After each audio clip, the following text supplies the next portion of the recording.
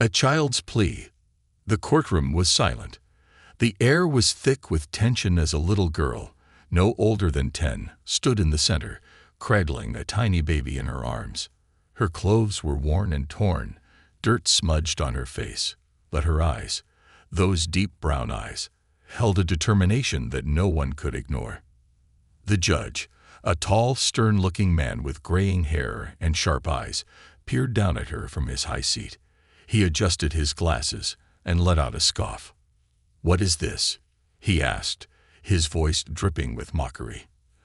"A child carrying a child. This is a courtroom, not a playground." The audience chuckled. A few exchanged whispers, smirks playing on their lips. But the girl didn't flinch. She held the baby closer to her chest, rocking him gently as he whimpered. The judge shook his head. "Tell me, little girl, what makes you think you belong here? Are you playing house?" The laughter in the room grew louder. But then the girl raised her head, her lips trembling, and her voice, though small, was steady.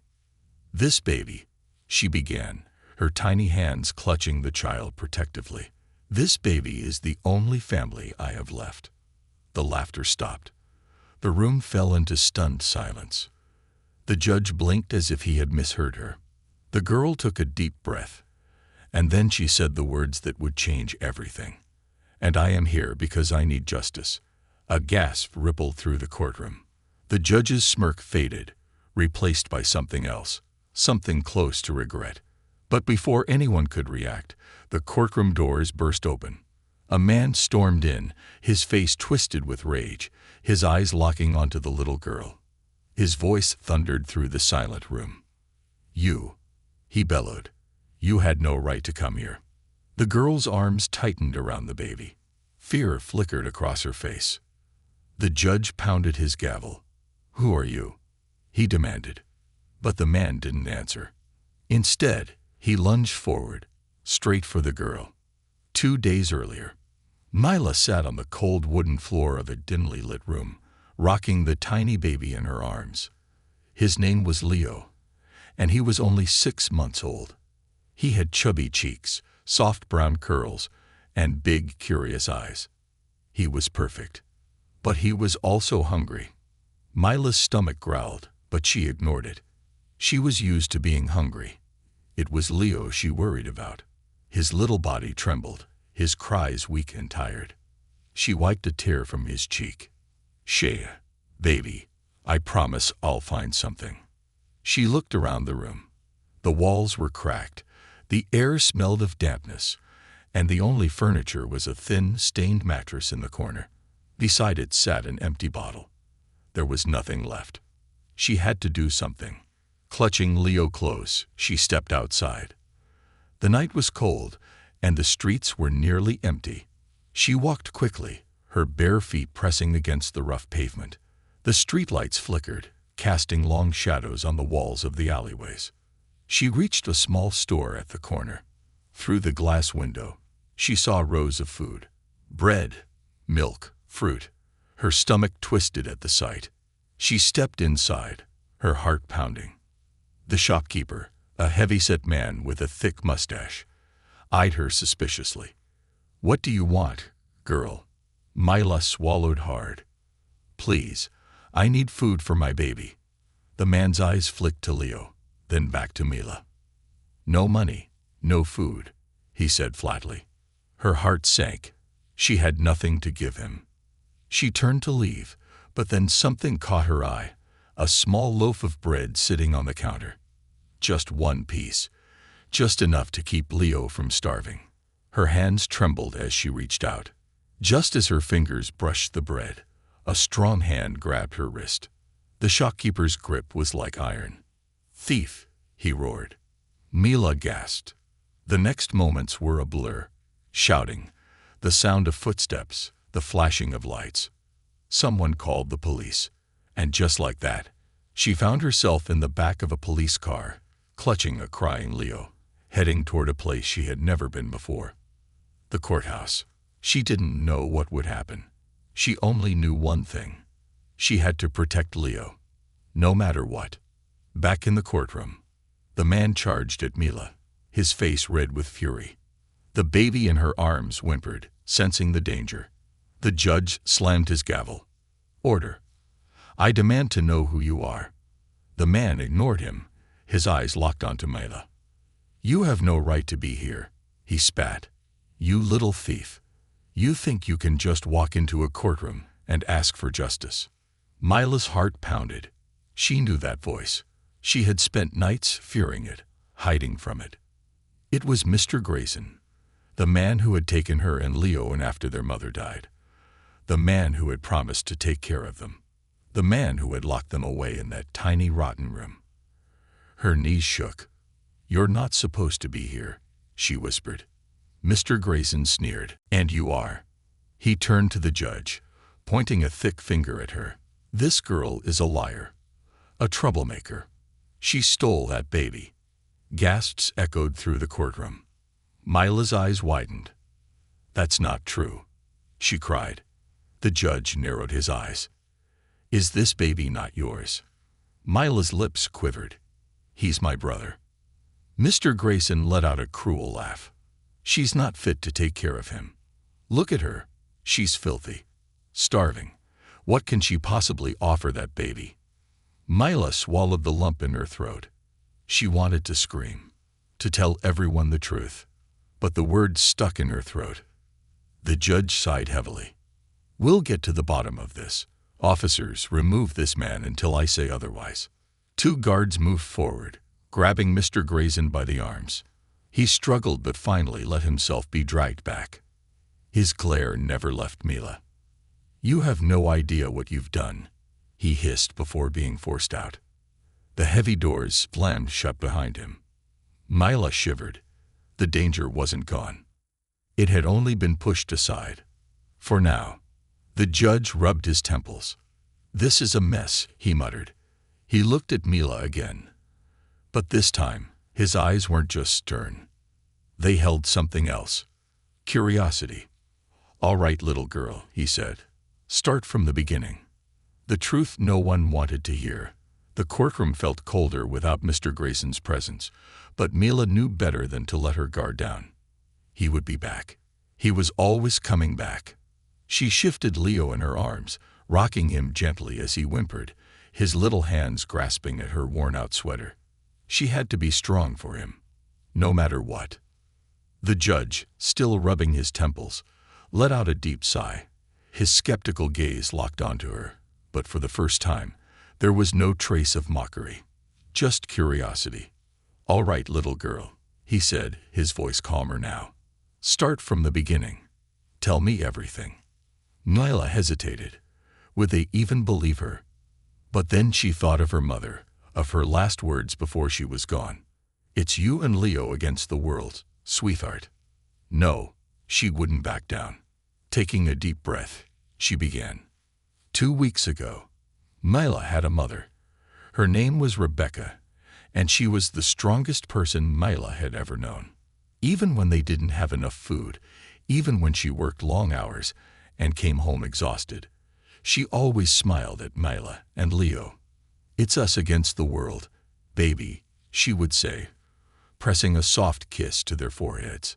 Mila believed her, until the night everything changed. She had woken up to the sound of coughing.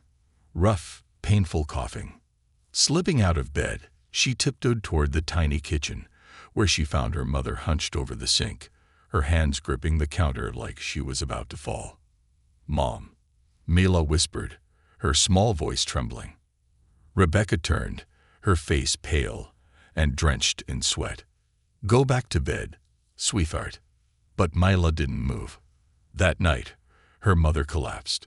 By morning, she was gone. Mila didn't understand at first. She shook her mother's shoulders, begging her to wake up. She pressed her tiny hands against her mother's cheeks, hoping for warmth. But she never woke up. The neighbors called the authorities, and that was when Mr. Grayson showed up. He told everyone he was Rebecca's distant cousin, that he would take care of them, that they would be safe. It was all a lie. The nightmare begins. At first, Mila believed him. He gave them food, a place to sleep. But it didn't take long for her to see the truth. Mr. Grayson wasn't a savior. He was a monster. The warm house turned into a prison.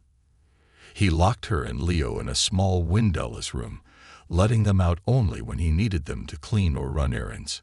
There was no school, no playing outside, no kindness, only hunger and fear. Sometimes, when he was angry, he hit her. Not hard at first, a shove here, a slap there. But it got worse. She took every hit without a word. She didn't cry. She didn't beg. She just held Leo close and whispered that everything would be okay. Until one night, when she overheard something that made her blood run cold. She had been lying awake, listening to the faint hum of the television in the other room when she heard his voice. He was on the phone. "They're useless to me," he muttered. "The baby's too much work. I'll get rid of him first. The girl, she can be sold off." Mila's stomach twisted. She didn't know exactly what he meant, but she knew one thing: she had to run. That night, when Mr. Grayson was asleep, she took Leo and slipped out the window. She didn't have a plan. She just ran. She ran until her legs burned, until she couldn't breathe, until she ended up in the city alone. Hungry, desperate. That was how she ended up in the small grocery store, reaching for a piece of bread. That was how she ended up here, standing in the middle of a courtroom, begging for justice. Back in the courtroom. The courtroom was silent when she finished speaking. No one whispered. No one smirked. Even the judge looked unsettled. Finally, he spoke. "You expect me to believe that a man took you in, fed you, and then decided to, what? Sell you?" Mila's stomach dropped. He didn't believe her. Of course, he didn't. Her fingers curled into fists. "I'm telling the truth," she whispered. The judge sighed. "Do you have any proof?" Mila hesitated. She had nothing. No papers. No pictures. No witnesses. Just scars. Slowly, she lifted her sleeve, revealing the bruises that lined her arm. A murmur rippled through the room. The judge's eyes widened. Before he could speak, the doors burst open again. A police officer rushed in, his face pale. "Your Honor," he said quickly, "we just received an urgent report. Mr. Grayson, he's gone." Mila's heart stopped. "Gone?" The officer nodded grimly. "He escaped from custody." The courtroom erupted in whispers. The judge slammed his gavel, but his face was pale. Mila's breath came in short gasps. If Mr. Grayson was free, that meant he was coming for her. And this time, he wouldn't let her escape. The aftermath. The courtroom emptied quickly after that.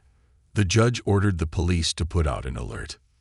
Miss Carter, a woman from Child Services with soft gray hair and warm eyes, walked up to Mila and knelt beside her. "We're going to keep you safe, sweetheart," she promised. Safe. Mila wanted to believe her. She really did. But deep down, she knew the truth. Mr. Grayson wouldn't stop. Not until he had what he wanted. And she had just made herself his biggest problem. That night, they took Mila and Leo to a safe house. It was small, but warm.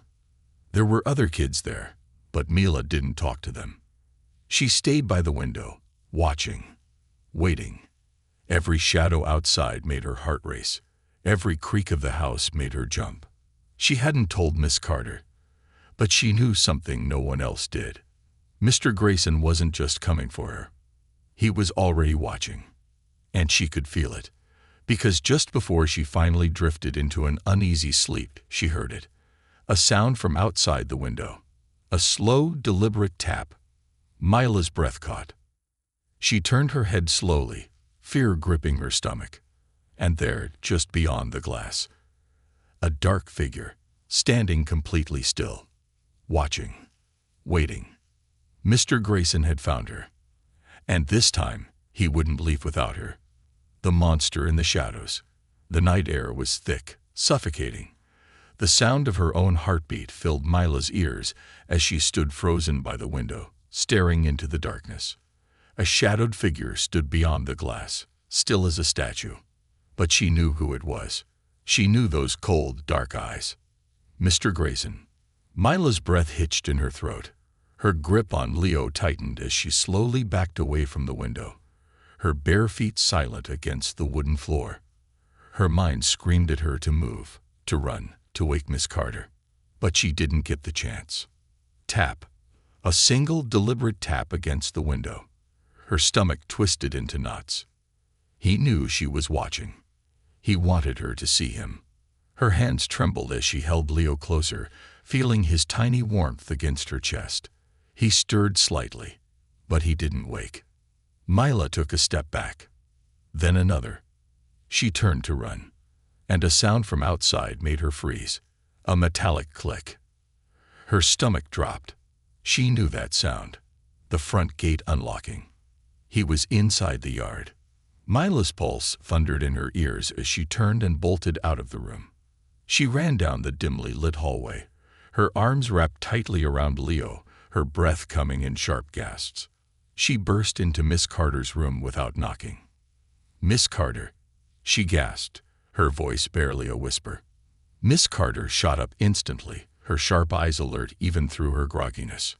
"Mila," she frowned, flicking on the bedside lamp. "What's wrong?" Mila's lips trembled. "He's here." Miss Carter was on her feet in an instant, her face turning pale. "Who?" But Mila didn't have to answer, because the next second, there was a loud, deliberate knock on the front door. 3 slow, heavy pounds. Boom, boom, boom. Miss Carter's face hardened. She moved quickly, grabbing her phone from the nightstand. "Get in the closet and stay quiet," she ordered as she dialed 911. Mila hesitated. "Now." Mila didn't argue. She ran into the closet, clutching Leo tightly as she shut the door behind her. The closet was small and dark. She pressed her back against the wall, listening, her breaths shallow. Outside, Miss Carter's voice was steady but urgent. "This is Evelyn Carter. I have an emergency. A man is at my house. I believe he's here to take the children. Please send officers immediately." Another knock at the door. Louder this time. Boom, boom, boom. Miss Carter took a deep breath, then called out. "Who is it?" A voice drifted through the front door, smooth, calculated. "Good evening, ma'am. This is Officer Stevens from the local precinct. We received a call about a disturbance here." Mila's blood turned to ice. "No, no, no, no." She knew that voice. That wasn't a cop. That was him. Her hands clamped over Leo's tiny ears as her body shook. Outside the closet, Miss Carter hesitated. "I didn't call the police," she said cautiously. There was silence. Then, "Ma'am, we need you to open the door. Just a routine check. We were told a child was in danger." Miss Carter's voice sharpened. "The police are already on their way." Another long pause. Mila squeezed her eyes shut, praying that he would leave. But then, crash. Glass shattered. A loud thud. Miss Carter screamed. Then everything happened at once. The sound of heavy footsteps. The scrape of furniture being shoved. A struggle. Mila's entire body went rigid. No, not again. She had spent too long running from him. Too long being afraid. Not this time. She reached out blindly in the dark and felt something cold and heavy against the closet wall. An old wooden broom. It wasn't much, but it was something. She gripped it tightly and pushed the closet door open. The fight for survival. The moment Mila stepped out, she saw him. Mr. Grayson, standing in the middle of the living room, his eyes wild, his breath heavy. Miss Carter was on the floor, her cheek red where he had hit her, and he was looking right at Mila. A slow, cruel smile stretched across his face. "There you are." Mila's grip on the broom tightened. "Stay away from us." Mr. Grayson let out a low chuckle. "Or what? You gonna hit me with that little stick, sweetheart?" Mila's heart pounded, but she didn't back down. I won't let you take him. His eyes flickered to Leo, still asleep in her arms. And his smile vanished. That's not your choice to make, girl. Then he lunged. Mila reacted on instinct. She swung the broom with all her strength. The wooden handle cracked against Mr. Grayson's side. He let out a sharp grunt, stumbling back, his face contorted in rage. Miss Carter took the distraction to move. She lunged at him, shoving him with all her weight. Mr. Grayson staggered back, right into the coffee table. He crashed down, knocking over a lamp, sending glass shards across the floor. Miss Carter grabbed Mila's wrist. Run. But before they could move, Mr. Grayson grabbed Miss Carter's ankle and yanked her down. She fell with a cry, her head hitting the floor. Mila's blood ran cold. Leo stirred in her arms, his tiny whimper breaking through the chaos. Mr. Grayson pushed himself up, breathing heavily. You're coming with me, he growled, his eyes locked on Mila. She knew she couldn't fight him alone. She had seconds before he reached her. Then, a flash of red and blue lights filled the windows. Sirens. Loud. Close. Mr. Grayson's head snapped toward the front door. No, he hissed. Heavy footsteps pounded outside. Police. Open, Upu. Mila's breath hitched. Mr. Grayson whirled toward her, his face twisted with fury. You think this is over? Then he ran. Straight for the back door. The moment it slammed shut behind him, the front door burst open. Officers flooded inside. Mila collapsed to her knees, gasping for air. Leo let out a sleepy whimper, but he was safe. Miss Carter groaned, sitting up, holding her head. Officer Reynolds rushed toward them. Is everyone okay? Mila couldn't speak. Tears burned in her eyes. Mr. Grayson was gone. Again. And he wouldn't stop. Not until she stopped him first. The hunt begins. Mila sat on the couch in Miss Carter's living room, clutching Leo close. The air smelled like dust and broken glass. The police officers moved around them, speaking in hushed voices, but she couldn't focus on anything except the last thing Mr. Grayson had said before he ran. You think this is over? Her hands trembled. It wasn't over. It wouldn't be until he was gone for good. Miss Carter sat beside her, a cold ice pack pressed to her cheek. She looked tired, angry, but most of all, she looked worried. Officer Reynolds crouched in front of them. He got away, she said, her voice clipped. But we're not letting him disappear this time. Mila's stomach twisted. They had said the same thing before. And yet, here they were. Miss Carter rubbed her temples. What's the plan? Reynolds hesitated before answering. We'll increase patrols. Set up officers outside your home. We've already sent out a statewide warrant. He won't get far. Mila shook her head. You don't know him. He's smart. He won't stay in one place. Reynolds gave her a long look. You're right, she admitted. That's why we need your help. Mila blinked. My help. Miss Carter frowned. She's just a child. But Reynolds ignored her.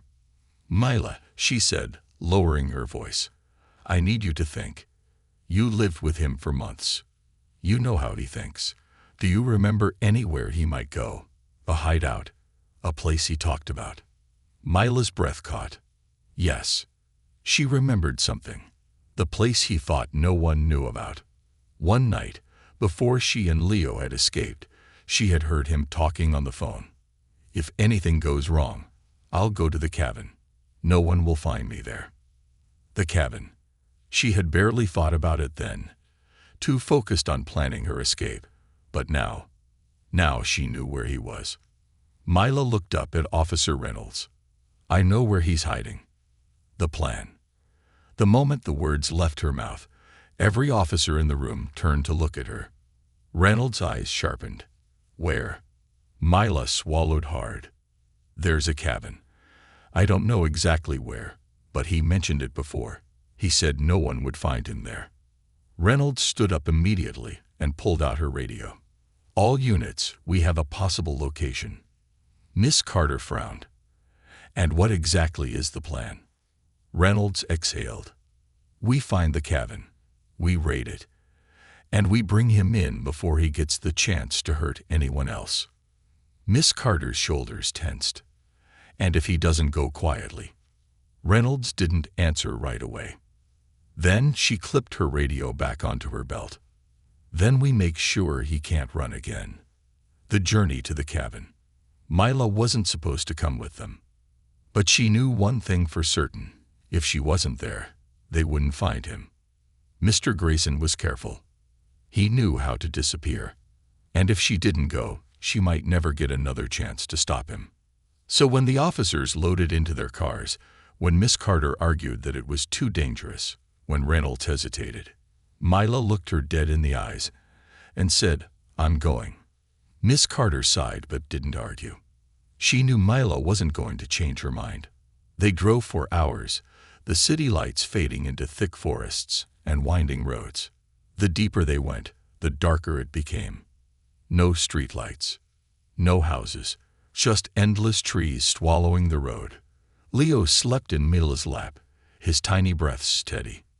Miss Carter was gripping the steering wheel so hard her knuckles turned white. "Mila, are you sure this is right?" Mila nodded. "He's here. I can feel it."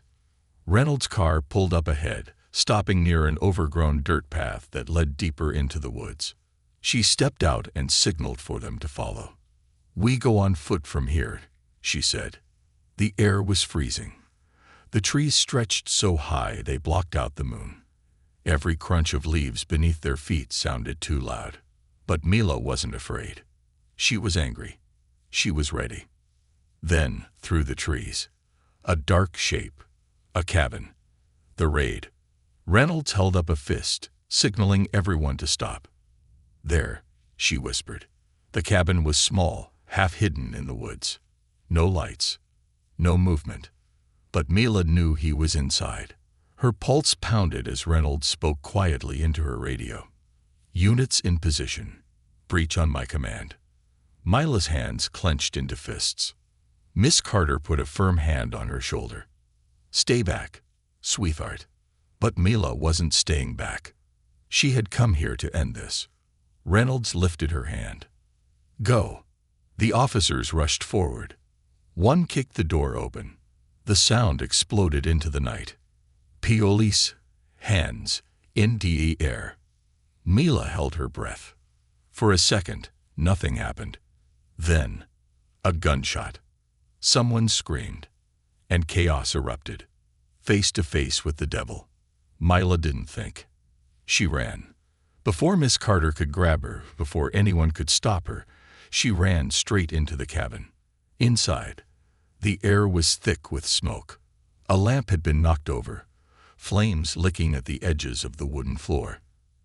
And in the middle of it all, Mr. Grayson, holding a gun, pointed at Officer Reynolds. His face was twisted with rage. "You think you can take me?" he snarled. Reynolds was frozen, her hands raised, her gun knocked to the side. And then, his eyes landed on Mila. A slow, terrifying smile stretched across his face. "There you are." Mila's breath caught. The fire crackled around them, making the shadows dance. But she wasn't running anymore. She stepped forward. "It's over." Mr. Grayson laughed. "No, sweetheart," he said, tilting his gun toward her. "It's just beginning." Then, the flames roared higher, and everything exploded into chaos. Fire and fate. The room was suffocating with smoke, the air thick and choking as flames licked at the wooden walls. Mila barely heard the shouts of officers outside. Her entire focus was on him, Mr. Grayson, the man who had stolen her life, the man who had haunted her every step. And now he was standing before her, a twisted grin on his face, a gun pointed straight at her. Officer Reynolds was frozen, her hands raised, eyes locked on the weapon in his grasp. The fire's glow flickered against the metal, turning it into a deadly silhouette. Mila's breath hitched. She should be scared. She should run. But something inside her had snapped. She wasn't running anymore. She stepped forward. Mr. Grayson chuckled, tilting his head. "Brave, aren't you?" His voice was laced with amusement. "Or just stupid?" Mila clenched her fists. "You're not taking me. And you're not taking Leo." His smile vanished. The hand holding the gun twitched slightly. Then he took a slow step toward her. "You think you have a choice." His voice dropped into something colder, something darker. "You belong to me, little girl. You always have." The words sent a shiver down her spine, but she didn't back away. She took another step forward. "Not anymore." The fire grows. The fire was spreading fast. The wooden walls crackled and popped, filling the air with smoke so thick it burned Mila's throat. The room was getting hotter by the second. Reynolds took the chance to move. She lunged. Mr. Grayson saw it at the last second and swung the gun toward her instead. Bang! The shot rang through the cabin like a crack of thunder. Reynolds hit the floor, clutching her shoulder. "No!" Mila screamed. Mr. Grayson turned back to her, but she was already moving. She grabbed the nearest thing, a burning piece of wood from the collapsing wall, and swung it as hard as she could. The flaming wood smashed into his wrist. He howled in pain, the gun clattering to the ground. Reynolds, despite her injury, kicked the gun away before he could reach it. Mila didn't stop. She charged forward, using every ounce of strength in her small body. She shoved him backward, hard. He stumbled, his foot catching on the broken floorboards. And then he fell, straight into the burning bookshelf. Flames engulfed his clothes instantly. His screams tore through the cabin. Mila watched as he thrashed, desperately trying to put out the fire. But it was too late. His screams turned into shrieks, then gasps, then nothing. He collapsed onto the burning floor, unmoving, and the fire swallowed him whole. Escape from the inferno. Mila. She turned. Reynolds was struggling to stand, her face twisted in pain. The fire was closing in fast. The walls were falling apart. Mila ran to her and grabbed her arm. "We have to go." Reynolds nodded, but she was weak. Mila half-dragged her toward the door, smoke stinging her eyes, her lungs screaming for air. She could barely see, could barely breathe. The heat was unbearable. Just as she thought they wouldn't make it. Crash! The front door burst open. Miss Carter and 2 officers stormed in. "Grab them!" Miss Carter shouted. Strong hands lifted Mila and Reynolds, pulling them out into the cold night air. As soon as they were outside, the cabin collapsed. A loud, thunderous roar of fire and breaking wood filled the forest. And just like that, Mr. Grayson was gone. Aftermath. Mila sat in the back of the ambulance, wrapped in a blanket, shivering. The fire was still burning behind them, but she didn't look back. She didn't need to. He was gone. For real this time. Miss Carter sat beside her, gripping her hand. "It's over, sweetheart." Mila wanted to believe her. She really did. But she had spent so long being afraid, being hunted, that it didn't feel real yet. Officer Reynolds was being treated for her wound. It wasn't fatal, just a graze. She looked at Mila and gave her a small nod. "You saved my life, kid." Mila didn't know what to say. Then, a soft whimper. She turned quickly. "Leo." Miss Carter held him, bouncing him gently. "He's okay," she reassured. Mila exhaled, relief flooding through her. Leo was safe. They both were. For the first time in forever. 1 week later, Mila stood outside the courthouse, the morning sun warming her face. She still wasn't used to the quiet, to the feeling of safety. Miss Carter squeezed her shoulder. "Are you ready?" Mila swallowed hard and nodded. They walked inside. The courtroom was empty except for one judge, the same judge who had doubted her before. But this time, when he looked at her, his expression had changed. "Mila," he said, "we are here to finalize the guardianship request of Evelyn Carter. After reviewing the circumstances, the court has determined that you and Leo will remain under her care. Mila's breath caught. That means... Miss Carter smiled. It means you're staying with me, sweetheart. Forever. Tears burned in Mila's eyes. She looked down at Leo, who was happily playing with his fingers. For the first time, she wasn't scared of the future. She had a home now. A family. And most importantly, she was free. Mila looked up at Miss Carter and whispered the two words she never thought she'd say again. Thank you. Learning to live again. The courtroom was empty now. The judge had left. The papers had been signed. It was official. Mila and Leo finally had a home. She should have felt relieved. She should have felt happy.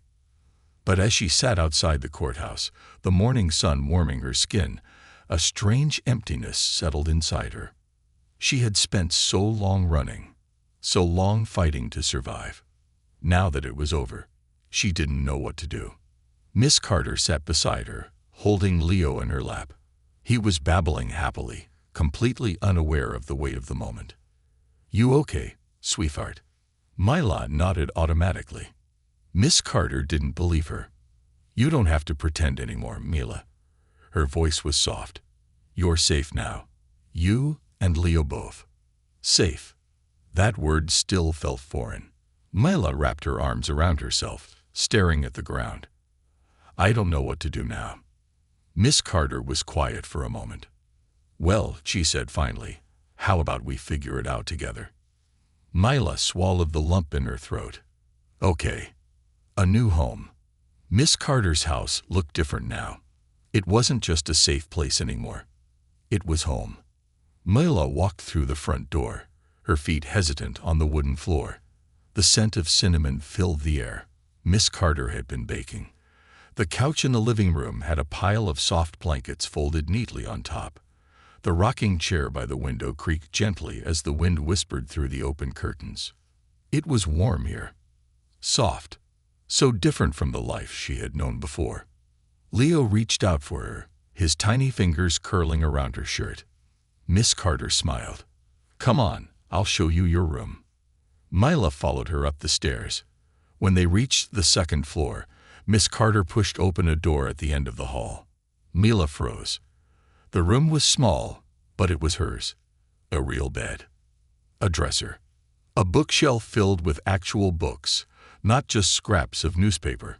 A window with clean, white curtains that let the sunlight spill in. Mila stepped inside slowly, afraid to touch anything. Miss Carter set Leo down in a crib in the corner of the room. I know it's a lot to take in, she said gently, but this is yours now, Mila. Everything here belongs to you. Mila's hands trembled as she ran her fingers along the soft quilt on the bed. I've never had my own room before. Miss Carter's expression softened. Well, now you do. Mila swallowed hard. It didn't feel real. None of this did. Miss Carter placed a hand on her shoulder. You don't have to get used to it all at once, sweetheart. Take your time. Mila nodded. But deep down, she wasn't sure if she'd ever get used to this. The ghosts of the past. The first night was the hardest. Mila couldn't sleep. Every sound, every creak of the house, every rustle of the wind made her stomach tighten. She lay in bed, staring at the ceiling, listening, waiting. For what? She didn't know. Leo slept peacefully in the crib, his tiny breaths soft and steady. Mila invited him. She pulled the blanket tighter around herself, but it didn't help. She wasn't cold. She was scared. Scared of the quiet. Scared of not being scared. Her entire life had been about survival. About fighting to protect Leo. Now that the fight was over, she felt lost. She turned onto her side, curling up into a ball. It's over, she whispered to herself. She repeated the words over and over, like a chant. It's over. It's over. It's over. But the fear didn't leave, and neither did the nightmares, facing the shadows.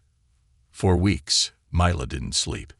Every time she closed her eyes, she saw him. Mr. Grayson, standing in the shadows, watching. waiting. Even though she knew he was gone, even though she had watched him burn, the fear didn't leave.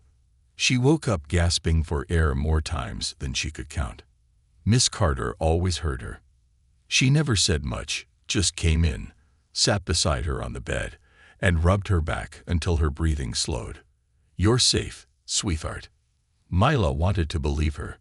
She really did. But her body didn't know how to stop being afraid. A step toward healing. One afternoon, Miss Carter took Mila to a therapist. Mila didn't want to go. She didn't want to talk about it. But Miss Carter didn't push. She just said, "Just give it a try, sweetheart.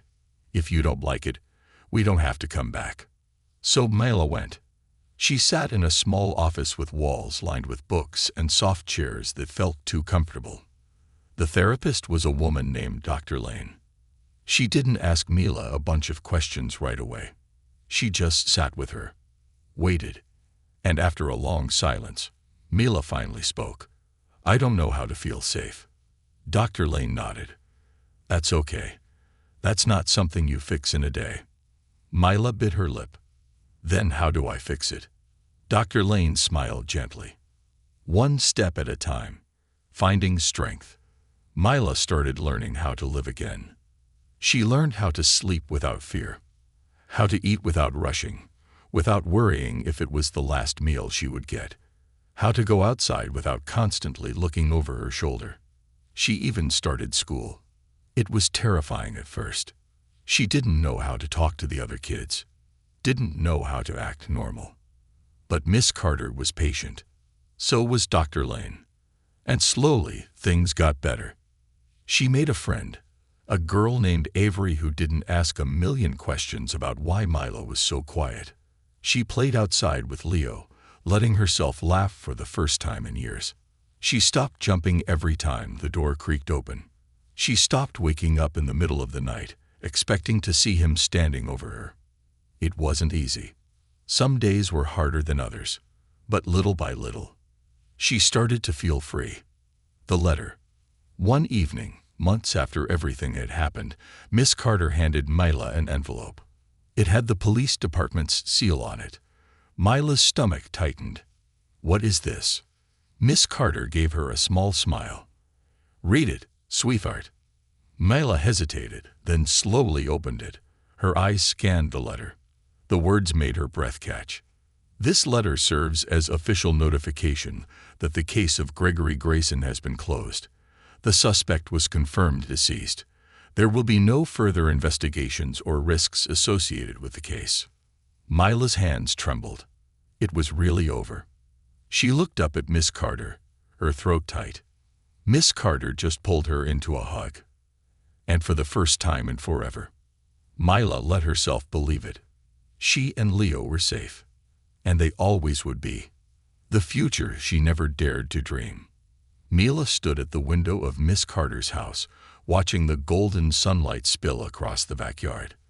Leo sat on the grass, playing with a stuffed bear Miss Carter had bought him last week. He giggled, smacking the bear's tiny arms together, completely lost in his own little world. Mila smiled, but it felt strange. Forced. Even after everything.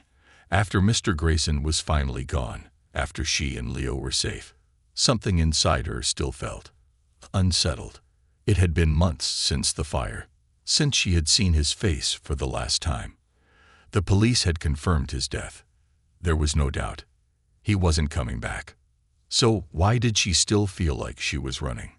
Letting go of the past. The nightmares had lessened, but they still came. Some nights, she woke up gasping, heart pounding, reaching for Leo, only to find him safe in his crib beside her. Other nights, she dreamed of the fire, of the way Mr. Grayson had looked at her in those final moments, his mouth twisted in fury, his eyes burning with something even more terrifying than hate. Obsession. "You belong to me, little girl." No, not anymore. Not ever again. Mila exhaled and closed her eyes. "It's over," she whispered to herself. Miss Carter had told her 100 times. So had Officer Reynolds, Dr. Lane, and even Avery. But she still struggled to believe it. Maybe because, for so long, she had never been allowed to believe in safety, a world she didn't understand. Mela had never been a normal kid. She didn't know what it was like to worry about homework or weekend plans or what TV shows everyone was watching. She knew how to survive. She knew how to hide bruises and steal food and run when danger got too close. But this world, this safe world, she didn't know how to belong in it. Miss Carter never rushed her. She was patient. She never forced Mela to talk about things she wasn't ready to. But some days, Mela caught her watching, worried, like she was afraid Mela might disappear at any second. And deep down, Mela felt the same way. The first real birthday. Mela had never had a birthday party before. She didn't even know when her real birthday was. Her mom had once told her it was sometime in the fall, but they had never celebrated it. So when Miss Carter insisted on throwing her a party, Mela didn't know what to do. "It's just a small thing, sweetheart," Miss Carter had said. "Just a cake, some balloons, a few friends." "I don't need a party," Mela had muttered. "I know," Miss Carter had said gently, "but you deserve one." And so, one crisp autumn afternoon, Miss Carter invited Avery, some of the neighborhood kids, and a few of the other foster children she had cared for over the years. Mela had expected to feel out of place, but to her surprise, it wasn't bad. Avery brought her a handmade card, covered in messy doodles of stars and stick figures. Miss Carter made chocolate cake, real chocolate cake, not the stale store-bought kind she had once stolen for Leo. Leo smashed his tiny hands into the frosting, giggling uncontrollably. And for the first time in years, Mela laughed. A real, full, unguarded laugh. Maybe she wasn't fixed yet. Maybe she would never be. But in that moment, surrounded by people who actually cared about her, she felt something she hadn't felt in a long time. Hope. Facing the world. A few weeks after her birthday, Miss Carter sat Mela down at the kitchen table. "I need to ask you something, sweetheart." Mela shifted in her seat, suddenly nervous. "Okay." Miss Carter hesitated, like she was choosing her words carefully. "I want to enroll you in a real school." Mela froze. The idea of school, of sitting in a classroom with kids her age, of following a schedule, of trusting adults she didn't know, made her stomach twist. I don't think I can." Miss Carter reached across the table and took her hand. "You don't have to do anything you're not ready for, but I want you to think about it. You deserve a future, Mela." A future. Mela had never thought about the future. For so long, she had been stuck in survival mode, only thinking about the next meal, the next escape, the next time she'd have to fight to keep Leo safe. But now she had options. A real home. People who cared. Could she really do this? She wanted to try. She had to. For Leo. For herself. The first day of school. The morning of her first day, Mila's stomach was in knots. She didn't want to go. But Miss Carter was right. She deserved a future. And that started now. She walked into the classroom, her backpack feeling too heavy on her shoulders.